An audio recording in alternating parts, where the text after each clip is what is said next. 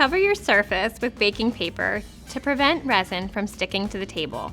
When working with resin, you want to ensure that the surface is level so that the resin pours out evenly. Be prepared and have all your tools and supplies laid out before you start. The process moves very fast. Joanne hack: pour the resin and the resin hardener into a measuring cup first to ensure you have the correct amount of mix together. Then pour into individual cups for your colors.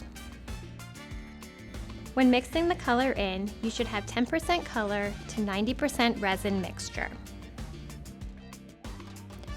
Get creative with your resin projects and add in glitter and other embellishment add-ins for fun. Create your resin projects in a room with even room temperature. Allow your resin projects 24 hours to cure before removing from the mold. Use a heat gun on the surface of the resin to reduce the chance of air bubbles in your resin mold. With these tips and tricks, you can create all kinds of cool projects out of resin.